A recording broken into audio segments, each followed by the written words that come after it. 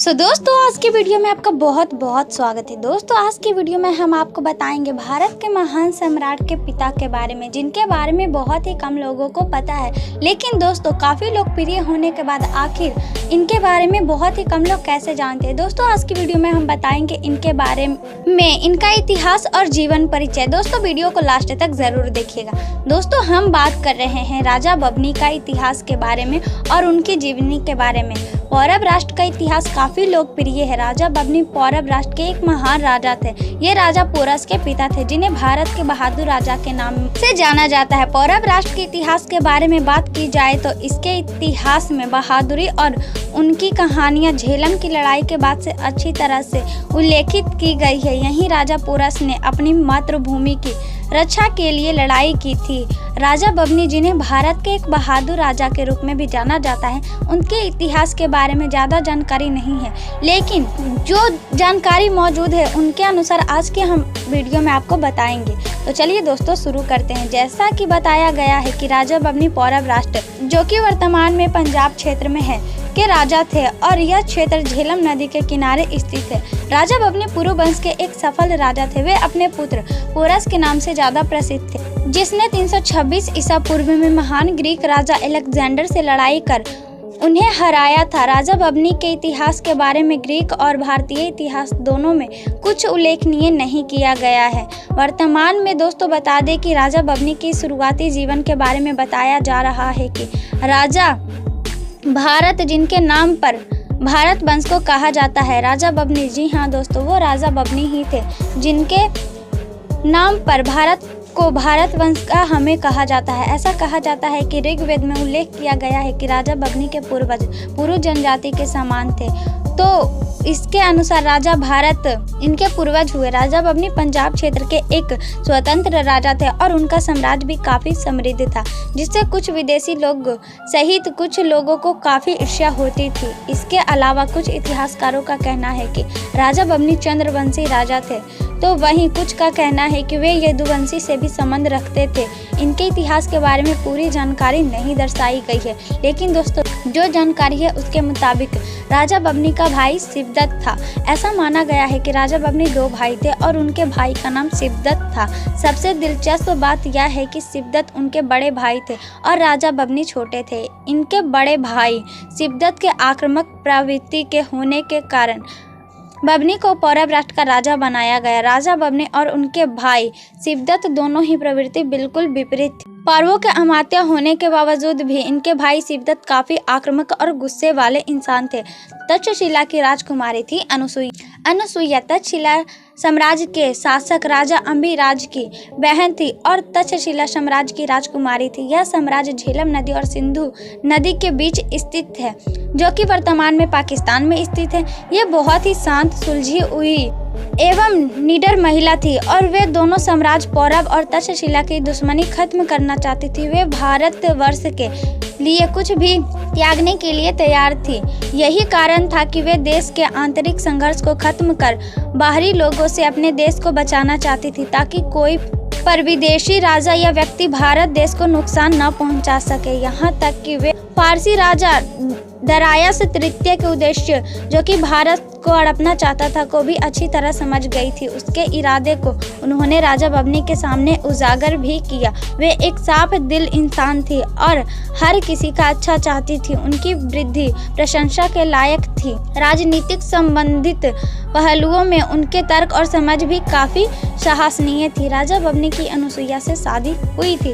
राजा बब्बनी के शासन काल के समय 2 साम्राज्य तक्षशिला और पौरव दोनों के बीच कड़ी दुश्मनी थी।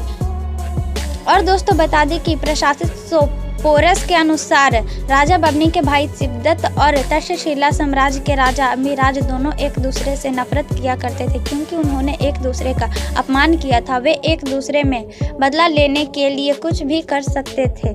हालांकि एक तरफ राजा बब्बनी दोनों वंशों के बीच की इस परिस्थिति को शांत करना चाहते थे, वहीं दूसरी ओर तक्षशिला राजकुमारी अनुसुईया भी यही चाहती थी। दोनों साम्राज्यों के बीच राजनीतिक शांति को बनाए रखने के लिए राजा बब्बनी ने यह फैसला लिया कि वे राजकुमारी अनुसुईया से शादी करेंगे, ताकि उनके बीच लड़ाई खत्म हो जाए और दोनों साम्राज्यों में राजनीतिक स्थिरता बनी रहे। किंतु दुर्भाग्यवश यह पूरा ना हो सका। कहा जाता है कि शिवदत्त और राजा अम्बिराज दोनों ने अनुसुईया और राजा बभनी की शादी के बाद भी एक दूसरे पर हमला करना नहीं छोड़ा। हालांकि रानी अनुसुईया के शादी के बाद भी दोनों राज्यों का भला चाहती थी और राजा बभनी का बेटा पोरस। राजा पोरस ग्रीक और भारतीय इतिहास में एक प्रसिद्ध नाम है। राजा बभनी और रानी अनुसुईया की शादी के 9 महीने बाद उनका एक पुत्र हुआ जिसका नाम रानी अनुसुईया ने पोरस रखा था। दिलचस्प बात यह है कि राजा पोरस का जन्म हुआ था तो राजा बभनी स्वयं तक्षशिला के राजा एवं अनुसुईया के भाई अम्बिराज द्वारा की गई साजिश के चलते घायल हो गए थे। इसी वजह से राजा बभनी ने भाई शिवदत्त ने अनुसुईया और उनके बेटे को मारने की कोशिश की थी, किंतु बाद में राजा बभनी ने 340 ईसा पूर्व में अपने बेटे पोरस को पौरव राष्ट्र का राजा बना दिया। उस समय तक राजा बभनी पौरव राष्ट्र के शासक थे। पोरस भी अपने माता पिता की तरह शूरवीर थे और अपनी मातृभूमि की रक्षा के लिए कुछ भी करने को तैयार थे। इतिहास के अनुसार मैसेडोनिया के राजा अलेक्जेंडर, जिसे सिकंदर भी कहा जाता है, और राजा पोरस के बीच एक बड़ा युद्ध हुआ था। इस युद्ध में राजा पोरस की सेना बहुत विशाल थी, जिससे राजा पोरस सिकंदर को हराने में कायम रहे। सिकंदर की इस युद्ध में हार हुई। इस हार और अपनी पूरी सेना को समाप्त होते देख सिकंदर वापस अपने देश लौट गया। इस तरह से राजा पोरस की महानता और शूरवीरता के कारण इनका इतिहास काफ़ी लोकप्रिय रहा है। दोस्तों, क्या आप जानते हैं राजा बभनी की दूसरी पत्नी भी थी। राजा बभनी का द्वितीय विवाह राजकुमारी कदिका से हुआ था। राजा बभनी की दूसरी पत्नी के बारे में इतिहास बहुत ही कम जानकारी देते हैं, लेकिन दोस्तों बता दें, रानी अनुसुईया से शादी के बाद राजा बभनी ने राजकुमारी कदिका से शादी की। इनका एक पुत्र भी था जिनका नाम था कनिष्क। राजा बभनी के एक सफल और स्वतंत्र राजा होने के कारण उनके कई दुश्मन थे जिन्होंने उनकी मौत की साजिश रची। उनके दुश्मनों में उनके कुछ करीबी लोग भी शामिल थे, जैसे सबसे पहले तक्षशिला नरेश अम्बिराज ने उन्हें कई बार मारने की साजिश की। बाद में जब राजा बभनी ने अपने बेटे पोरस को पौरव राष्ट्र का राजा बनाना चाहा तो इस बात से बभनी के बड़े भाई शिवदत्त और उनके दूसरे बेटे कनिष्क बहुत ही क्रोधित हुए। शिवदत्त नहीं चाहते थे कि अनुसुईया का बेटा राजा बने, क्योंकि वह उनके सबसे बड़े दुश्मन अम्बिराज की बहन थी। वहीं कनिष्क भी खुद को पौरव राष्ट्र का राजा मानता था, इसलिए दोनों ने मिलकर राजा बभनी को मारने की साजिश की। जब यह बात पोरस को पता चली तो उन्होंने अपने भाई कनिष्क की हत्या कर दी। वहीं अनुसुईया ने भी शिवदत्त की हत्या कर दी थी। इस तरह से अनुसुईया और उनके बेटे ने मिलकर राजा बभनी के खिलाफ रची गई मौत की साजिश को नाकाम कर दिया। दोस्तों, राजा बभनी की मृत्यु कैसे हुई और उन्हें किसने मारा था? राजा बभनी सिकंदर को हराने के लिए मदद मांगने के उद्देश्य से राजा धनानंद के पास जाता है ताकि भारत के राजा एक होकर सिकंदर से लड़ सके, लेकिन धनानंद जो क्षत्रियों से चिढ़ता था वो राजा बभनी को बंदी बना लेता है और उनके जीवन का सौदा करता है। लेकिन आखिरी समय में पौरव राष्ट्र का राजा पोरस आकर अपने पिता को बचा लेता है। उसके बाद सिकंदर के खिलाफ युद्ध में सभी राजा एक होकर लड़ते हैं, लेकिन आखिरी वक्त में सिकंदर राजा धनानंद को अपनी तरफ कर लेता है और इस तरह सारे राजा पोरस का साथ छोड़ देते हैं।